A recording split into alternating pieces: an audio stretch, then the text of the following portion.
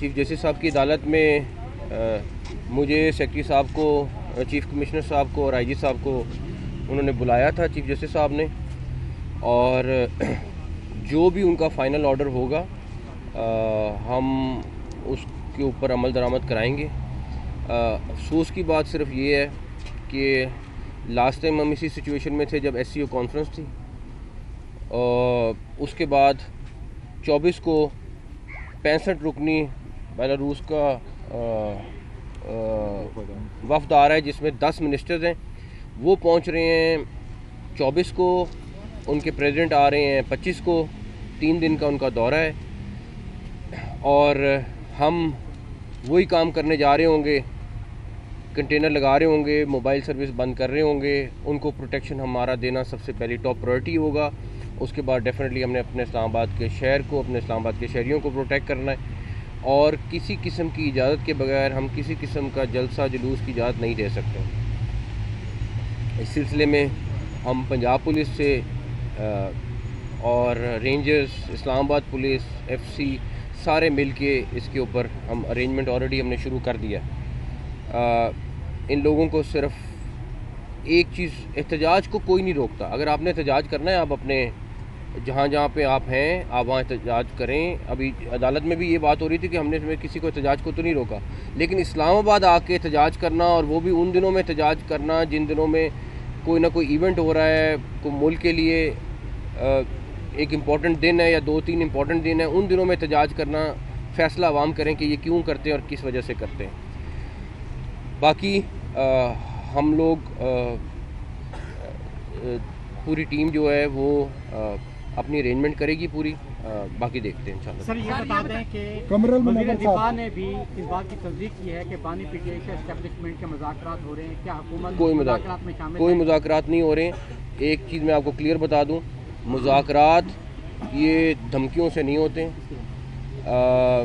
मैं ज़ाती तौर पे, मैं अपनी ज़ात की बात कर रहा हूँ, मैं ख़ुद इस हक़ में हूँ कि हाँ बातचीत होनी चाहिए मुल्क में हर एक के साथ, चाहे आप एक पार्टी नहीं, अगर किसी और के भी इशू है, कोई इशू है तो आपको बैठ के डिस्कस करना चाहिए।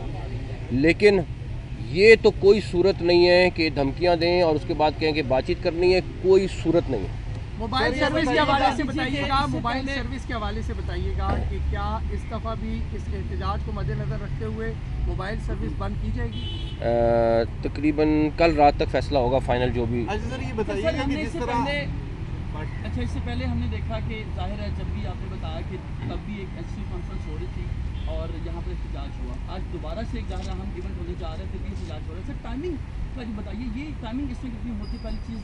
दूसरा ये बताइए आपकी भी बात हुई है वज़ीर आला KPK से, सर क्या बात हुई है? वज़ीर आला KPK से, IG KPK से, चीफ सेक्रेटरी KPK से हमारा रोज़ का कोई ना कोई इंसिडेंट, दहशतगर्दी आपका पिछला हफ्ता हमारे लिए बड़ा ही अफसोसनाक था, बिकॉज रोज़ कोई ना कोई इंसिडेंट हो रहा है। अभी 38 के करीब इमरजेंसी में 38 लोग शहीद हो चुके हैं, तो डेफिनेटली उनको कोई ना कहीं पे कोई हेल्प चाहिए होती है, कहीं पे कोई असिस्टेंस चाहिए होती है। अभी KPK गवर्नमेंट से हमें 15 प्लाटून की FCN की रिक्वेस्ट आई है, तो कोई ना कोई चीज़ चल रही होती है, उसके हवाले से रब्ता रहता है।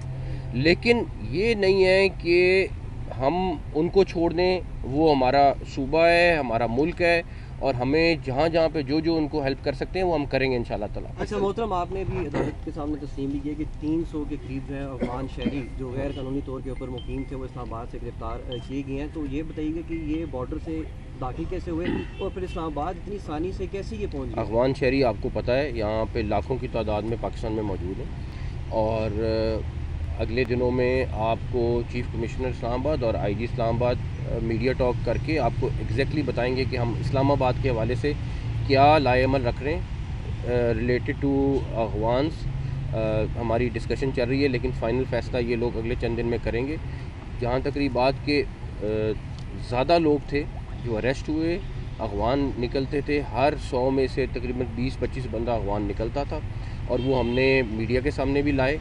हमें ये नहीं समझ आती कि पाकिस्तानी का तो प्रोटेस्ट हमें समझ आता है, अफगान निकल के आके प्रोटेस्ट क्यों कर रहे हैं? सर ये बताइएगा कि आज इमरान खान की जानिब से जो डेडलाइन दी गई थी, उसके बाद अब कोई मुज़ाकरात आगे भी नहीं होंगे, क्योंकि उन्होंने कहा था कि जुमेरात आखिरी डेडलाइन है, उसके बाद हम मुज़ाकरात कर कब रहे हैं?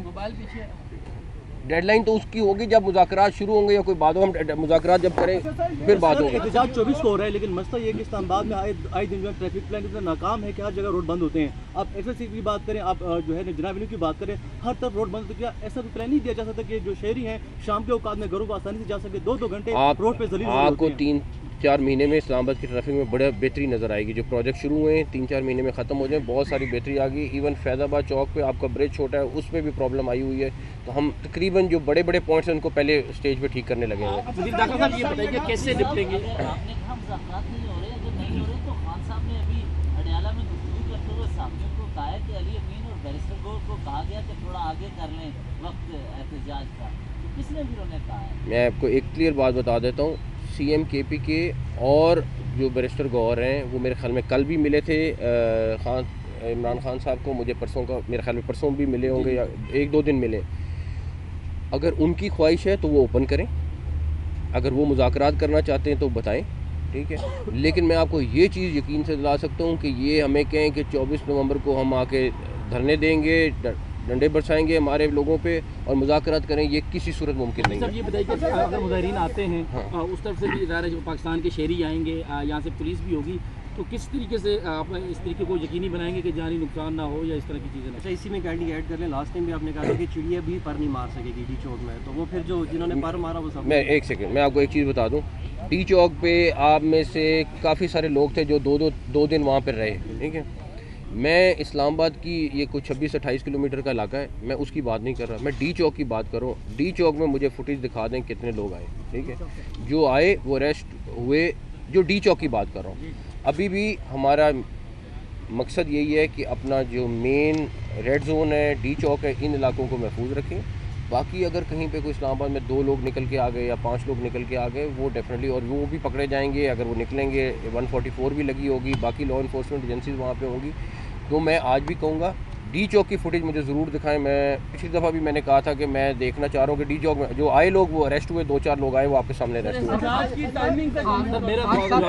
की टाइमिंग पे लास्ट टाइम भी मैं कहता था ये पब्लिक डिसाइड करे कि ये इन डेट्स पे क्यों होता है, किस वजह से होता है, इसका फ़ायदा पाकिस्तान को होता है या किसी और को होता है। सर, खान साहब का नया मुतालबा है कि अली अमीन गंडापुर इतनी रुकावटों के बावजूद पहुंच गए थे इस्लामाबाद, और इस दफ़ा भी हम हर रुकावट तोड़ कर पहुँचेंगे।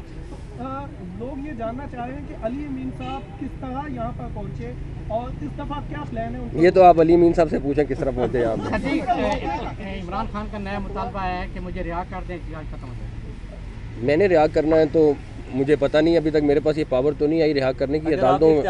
अदालतें हैं और एक अदालत नहीं है, वो काफ़ी सारे मुकदमात में अभी उनके ज़ेर इल्तवा हैं। आखिरी सवाल, और उन सारे मुकदमात का फ़ैसला हमने नहीं करना है, अदालत ने करना है। तो ये जो वो कहते हैं बातचीत करनी, फिर वो अदालत से करें, जिन्होंने उनको रिहा करना है, हमारे से नहीं करें। आखिरी सवाल न्यूज़ वन से शरीफ है यार, आखिरी सवाल न्यूज़ वन से। हाँ, आज आपने एक मरासला भी भेजा कि तहकीकों के सरकारी खजाना और इस्तेमाल, अगर इस मरतबा भी इस्तेमाल होती है तो हुकूमत क्या है? हमने उनको इन राइटिंग भेज दी है चीज़ें सारी की सारी, तो वो मेरा ख्याल है कि मुझे बड़ी उम्मीद है कि अवॉइड की जाएंगी। एहतजाज अपने सूबे में जिस तरह मर्ज़ी करें, जो मर्ज़ी करें, इस्लामाबाद आके एहतजाज की इजाज़त नहीं कर सकते।